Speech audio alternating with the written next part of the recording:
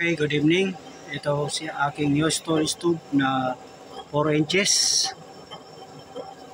Ayan, ang performance niya napakalakas. Ay, nag-iihaw ako ng talong. At magandang pag-ihawan to ng talong, mga kapatid. Ayan siya. Super gandang pag-ihawan ng talong, promise. Ayan. Ito, steel plate na mga 5 mm kakapal. Ayan siya. As usual, patak-patak pa rin ang aking new storage tube. Bakit nga ba ganyan ang design ko? Eh, siyempre, yan, sanay naman akong gumamit ng new storage kalan. Kaya ganyan na yung aking design. At yung mga ginawa ko dati para mabenta ko ng mura, ganyan din ang design ko. Kasi kung magdagdag ka rin ng ibang features, lalong magmamahal ang ating kalan. Kaya ganyan lang ang aking design. Ayan, may imbudo siya kasi kalalagyan ko ng langis. Ayan siya. Ayan. Super lakas talaga yan, mga kapusa. Mekos na to. Okay.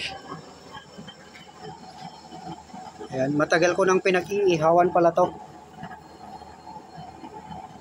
Ito yung lagi yung gamit kong pinag-ihawan ng talong pag gusto kong umulam ng gulay-gulay.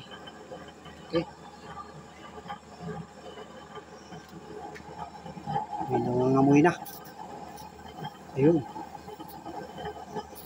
Ayun. Oh, ayun. Galing, galing. Yan. Okay. Ito'y matagal na kalan na. Magwa 1 year na siya.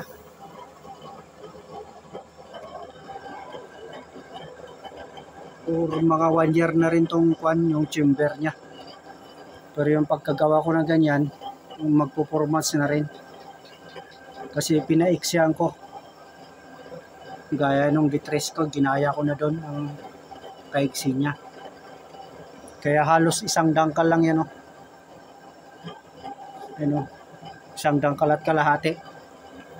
Kahaba.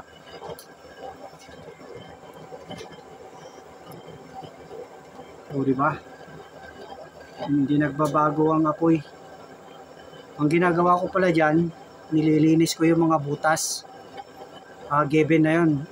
Every month. Naglilinis na ako